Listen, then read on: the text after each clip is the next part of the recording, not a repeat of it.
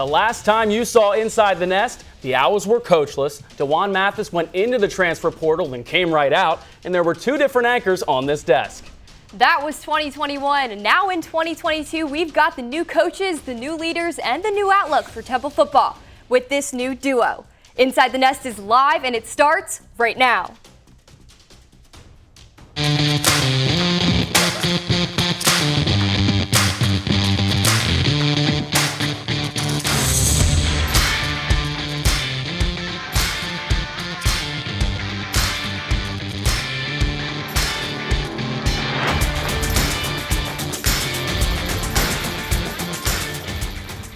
Welcome into the first edition of Inside the Nest in studio in 2022. She's Emilie Cochrane, I'm Luke Meli, and today we've got a season preview, starters, and a look ahead to the first game against Duke. We've waited long enough for the first show this semester. Let's talk some Temple football. A new coach, a clean slate.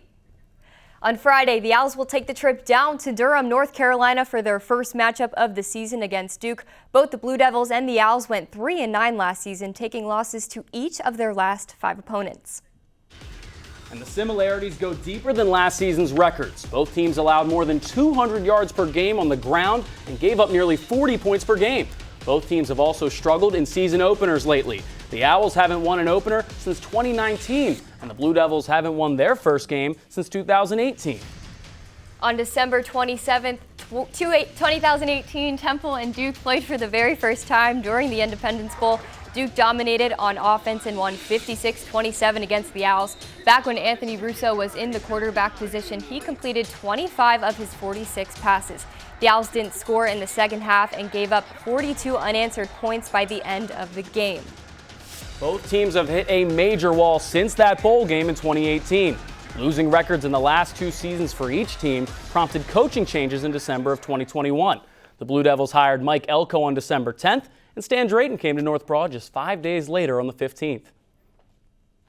While Temple is Drayton's first head coaching job, this marks the 14th different stop in his coaching career, and that doesn't include 2 separate stints at the University of Florida. The 51-year-old also has NFL experience under his belt with the Green Bay Packers and Chicago Bears. Drayton has spent the last 4 seasons at the University of Texas as the associate head coach and run game coordinator. Drayton is not rebuilding this Temple team alone. DJ Elliott is stepping in as the new defensive coordinator, previously making coaching stops at Kansas and Florida State. Specifically in 2013, Elliott actually defeated Rod Carey's Northern Illinois team during the Orange Bowl. Antoine Smith has been named the defensive line coach. Smith's last stop was in Colorado State's program, where his team led the Mountain West in sacks, averaging just over 3 per game, ranking 7th best in the nation.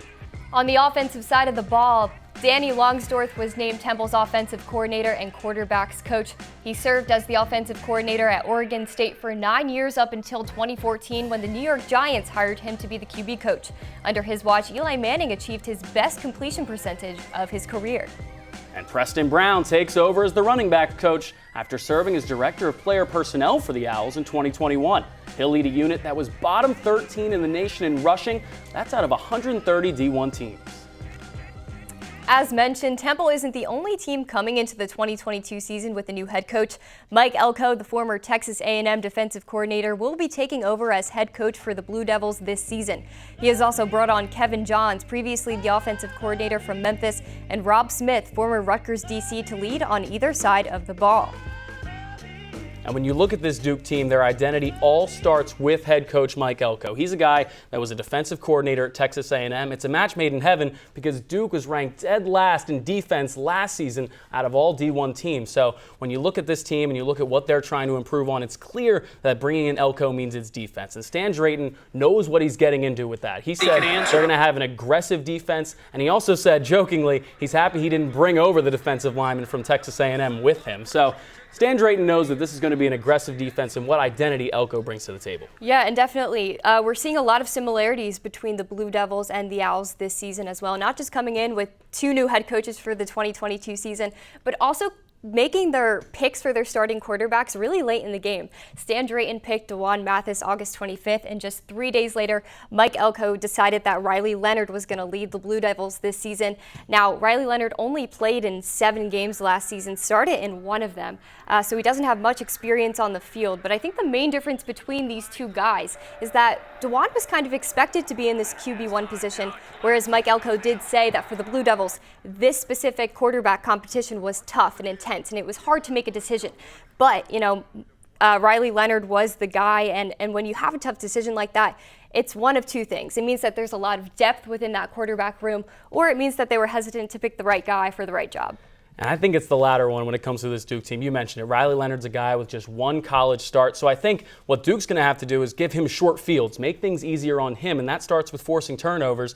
That's something this Duke team was not good at last season. They were bottom 13 in the country in forcing turnovers, only getting 8 interceptions. So that's the key for Duke, forcing turnovers, but it's something they haven't shown they can quite do. Absolutely. We talked a lot about the Blue Devils. Now let's look at the tools the Owls need to succeed in Week 1. Now, my first tool for Temple is simple. Run the ball. Duke allowed over 200 rushing yards per game last season, and Stan Drayton's been hesitant to praise position groups this offseason, but he's continued to emphasize his trust in the O-line in each of his press conferences. It's a group that he believes can win the battle in the trenches and allow the team to move the ball. The Owls should follow the big men up front on Friday. For tool number 2, the Owls need to stay composed on the road. In the last 2 seasons, Temple has only 1 road victory, and that was against Akron. It's going to be on both the players and the coaches to keep the intensity on the road, but also stay calm and composed to complete the game plan. Tool number 3 for the Owls is to stop the run. Temple allowed over 220 rushing yards per game last season, so it's a weakness Duke might look to expose. The Blue Devils are also once again starting a quarterback who's only made 1 college start, so I expect them to try and run the ball more to make things easier on quarterback Riley Leonard. Absolutely. For tool number 4, the Owls need to utilize their skills position players. Slowly recovering from a lower body injury, DeJuan Mathis doesn't need to do all the work. Use Adonicus Sanders. Use Jose Barbone. This offense needs to use the trust it's built in practice to protect each other, complete pass and run plays, and communicate with each other on the field where it matters most. Now, Emily, I might be a bit biased, but the biggest tool for me is making sure the Meli Mobile is up and running on Friday. I'll be heading to Wallace Wade Stadium to cover the Owls' first game of the season in what's only their second matchup with Duke all time. You can watch at home on the ACC network and follow along with us on social media at Owl Sports Update. It's time to take our first break of the day, but when we come back, we'll take a closer look at Stan Drayton's Monday press conference. Plus, we'll have the starters on both sides of the ball. Inside the Nest will be right back. Welcome back to Inside the Nest. Stan Drayton hosted his final press conference before the season opener earlier this week.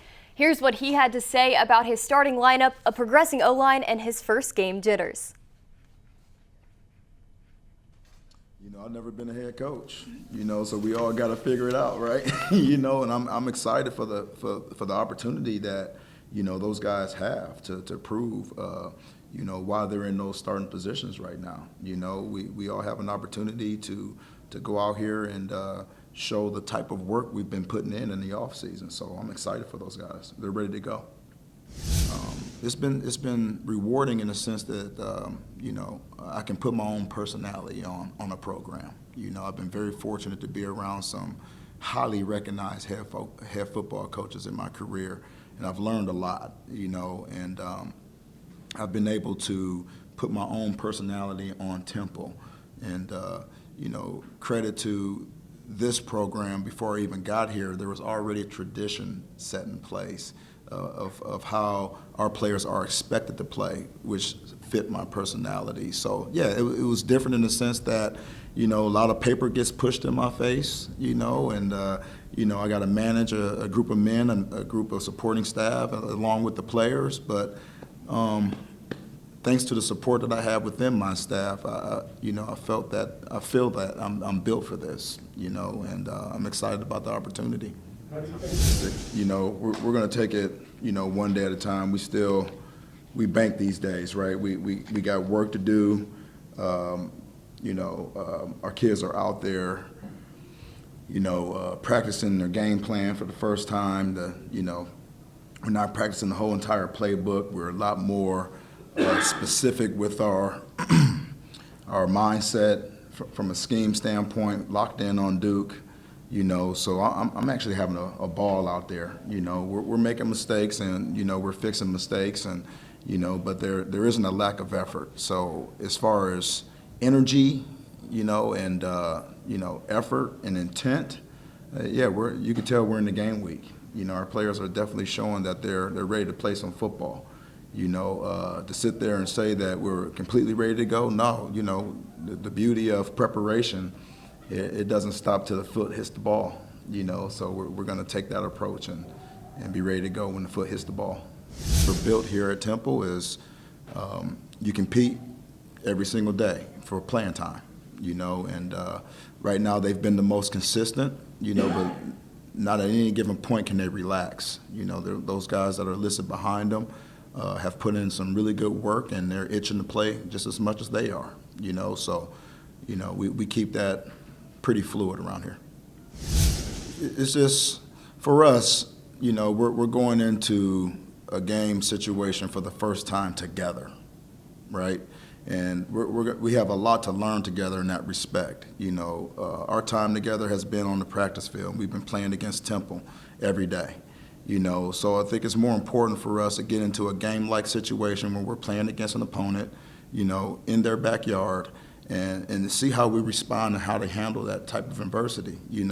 As a culture, we believe in, worrying really only about us, and no disrespect to Duke, we have to play Temple, and we have to make sure that we can handle us, So along with that comes the emotional swings, and when things go our way, how do we handle success? When things don't go our way, how do we handle that?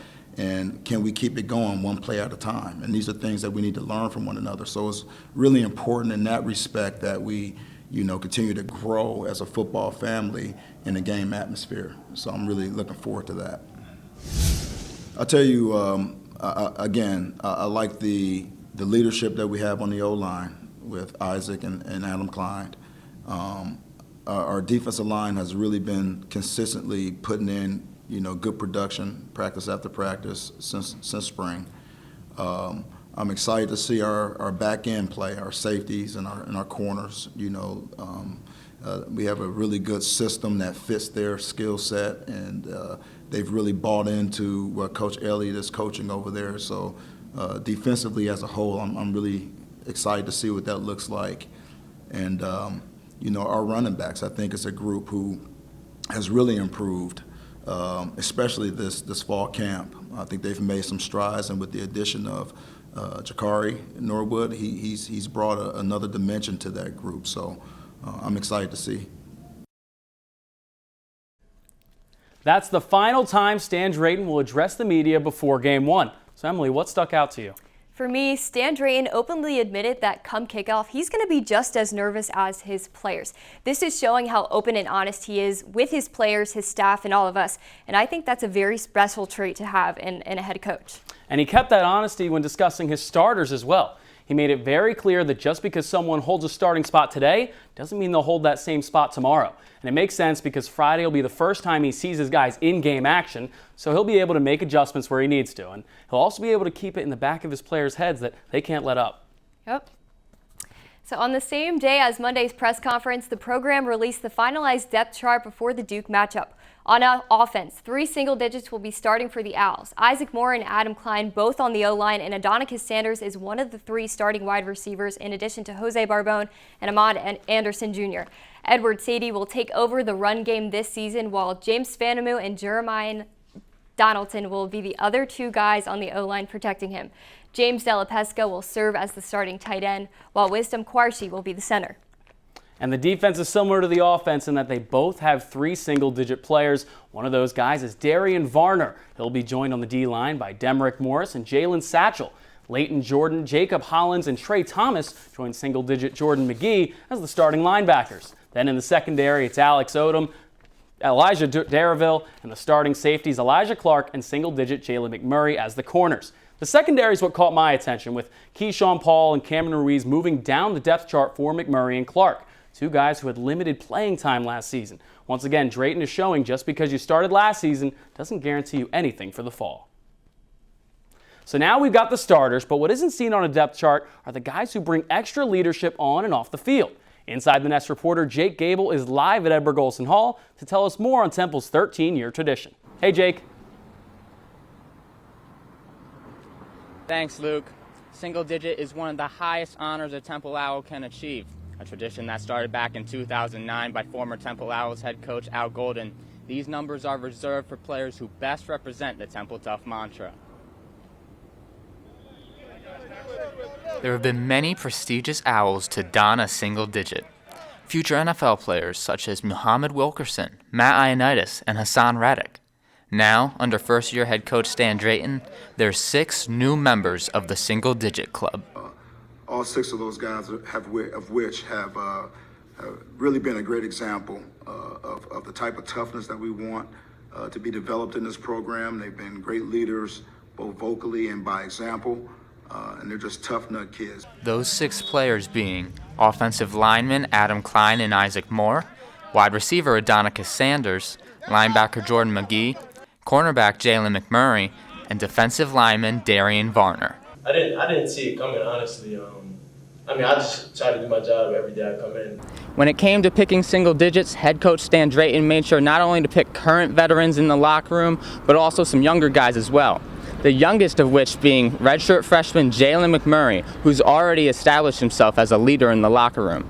Being the young guy in the room, he steps up in the cornerback room. He steps up. You can obviously see that he's a leader and he produces on the field. It's definitely with the help of a lot of my teammates, all of my teammates. Like they made me feel comfortable enough. They trusted me to do my job as well as I trusted them to do their job. The future is bright, according to Isaac Moore, who even went as far to say he wishes he was born later so he can stay on the team. But for right now, Moore and the rest of the team are focused on Duke this Friday.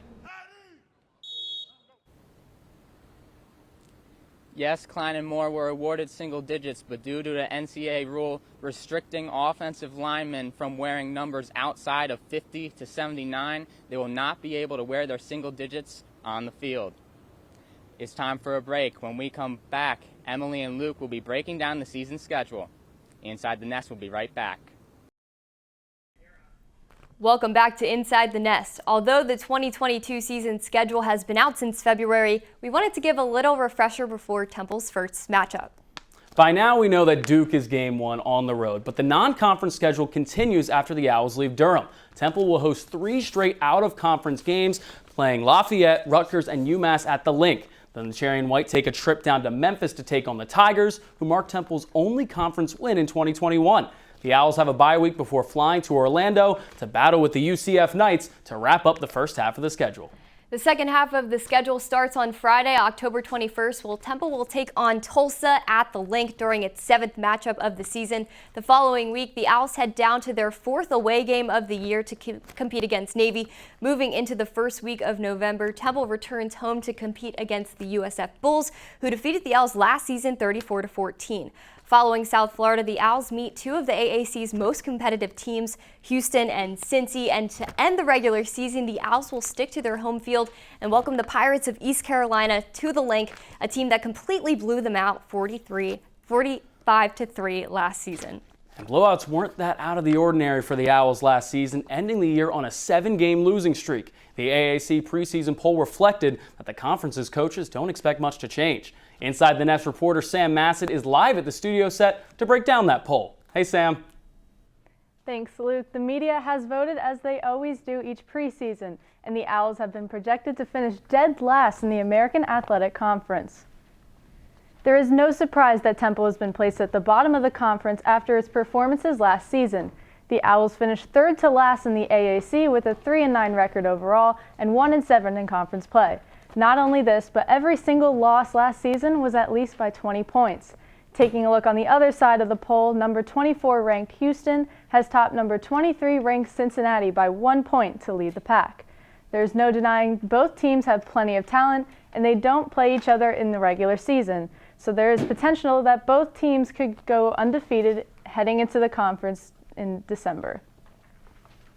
Getting back to Temple, the Owls are 2-13 in the American over the last 2 seasons, so a couple of wins this year would actually be a step in the right direction. From the studio set, I'm Sam Massid. Guys, back to you. Thanks, Sam. It's time to take our last break of the day. When we return, we go no huddle for the first time this season. 3 topics, 3 takes. Inside the Nest, we'll be right back. Hello and welcome back to Inside the Nest. We're in the final stretch of the show, so it's time for me and Emily to go no huddle. This is where we quickly run through 3 important questions for the week, and we each give our thoughts. So the first question for this week is, besides Stan Drayton, what coach or player will have the most impact this season? So for me, Jalen McMurray is the guy I see making a huge impact this season, despite having other experienced vets in the cornerback room like Keyshawn Paul and Iverson Clement. Coach Drayton picked him to be a single digit this season as a redshirt freshman.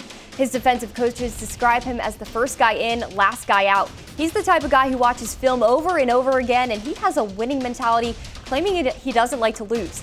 I see him stepping up, not just within his specific position room, but also for the entire team. Plus, he's young. I can't imagine how his leadership skills will evolve once his later years roll around. Well, I've got another youngster myself, single-digit defensive lineman Darian Varner. Varner was tied for the team lead in sacks last season with 3, and that was without getting consistent playing time. He'll also move over from D tackle to play more defensive end after shredding 20 pounds in the offseason. With more opportunity, more responsibility as a leader, and playing at a lighter weight, I see Darian Varner making a huge impact this season. All right, question 2. What is the biggest question mark with this team right now? My biggest question mark right now is the wide receiver room. And Temple is returning leading receiver Jose Barbone and bringing Adonicus Sanders into the mix from Georgia Tech and giving redshirt junior Ahmad Anderson a bigger role. But my biggest concern is that guys like Barbone and Anderson haven't developed enough of a chemistry yet with D'Wan Mathis since Justin Lynch appeared significantly in 5 of the 12 games as quarterback last season. It's a great sign for the receiver room that Sanders has the leadership of a single digit, and it's a group that should improve with time, but I think they'll be slow out of the gate while they develop that chemistry. So for me, as of now, D'Wan Mathis is my biggest question mark. After his injury in Week 1 against Rutgers last year, I don't think we ever got to see his full potential in the other 6 games he played in. I also wouldn't be surprised if he held back a bit, switching up his style and sticking in the pocket a little longer instead of running the ball as much as he used to on his feet. All right, so we've got the biggest impact, the biggest question mark, so let's bring in the entire crew. First, Emily, who will win this game? If there's any time to be optimistic, it's now. First game of the 2022 season, I'm going Temple 20-17. Luke, you described Duke's horrific defense earlier in the show, and I just can't get behind a team that couldn't stop the ball at all last season, not to mention they picked their starting QB just 5 days before their opening game. It's a competitive quarterback class. I just don't see them being prepared enough for this first game. I've got the Blue Devils in a close one, 28-27. I've gone back and forth on this game all week. Both teams going through a coaching change. Both with a lot of question marks coming into 2022, and we saw earlier their struggles were nearly identical last season. I'm giving the slight edge to Duke because it's a lot to ask a young team like Temple to travel and win a night game to open the year, especially when it's a team that won just 1 road game in the last 2 seasons. All right, where to watch? Owl Sports Update will have its first show of the school year on Thursday, September 8th. Make sure to tune in to TUTV, where Eric Jessberger and Matt Rainier will be sitting right here giving you all things Temple sports. And then each week this semester, our 3-show lineup. Our Monday Sports Brief, we are here on Tuesdays with Inside the Nest, and finally Owl Sports Update on Thursdays, all semester long. That's going to do it for us on this week's edition of Inside the Nest. Once again, make sure to follow along on social media at Owl Sports Update for my trip to Duke on Friday night. While Luke's at Duke, I'll be watching from my couch. From our entire crew, I'm Emilie Cochrane. Have a lovely day.